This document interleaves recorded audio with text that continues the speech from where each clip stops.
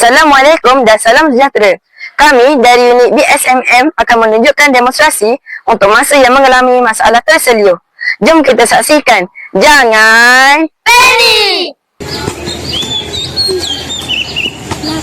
Jom yang betul-betul nak tak? Jom!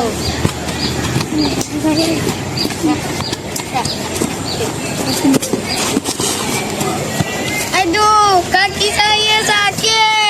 Kenapa ni Ashraf? Kaki saya sakit. Sakit kat mana Ashraf? Sini, sini.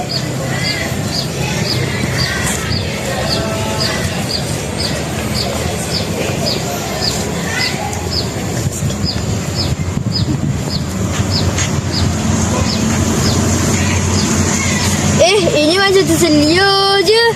Tak boleh jadi ni. Masa dia cakap, kalau kaki terselia, kena urut. Lagi kuat, lagi baik. Sakit lah. Ashraf, cuba awak jalan. Nanti okey kot.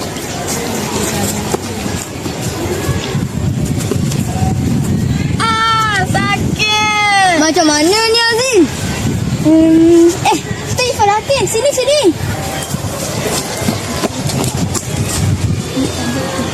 Kenapa ni? Kaki dia terselia. Oh, berhenti. Jangan panik. Salah tu. Kita kena guna kaedah RICE. Oh. Dengan gerakan kaki, Ashraf. Pertanda rehat dulu ya.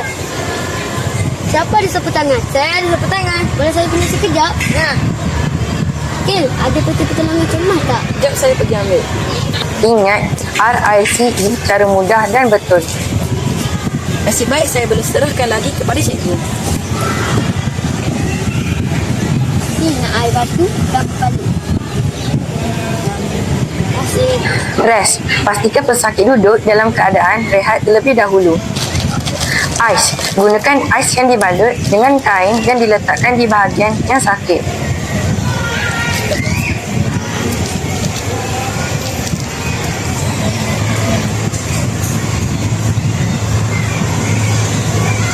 Kompres. Balut tempat yang tercedera dengan kemas supaya mampat.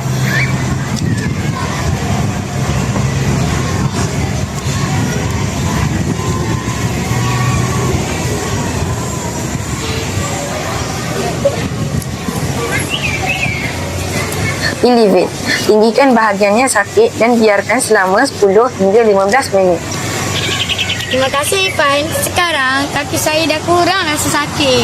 Oh, selama ni saya salah rupa-rupanya. Ish. Tak apa, yang penting kita belajar. Betul tu. Jangan panik.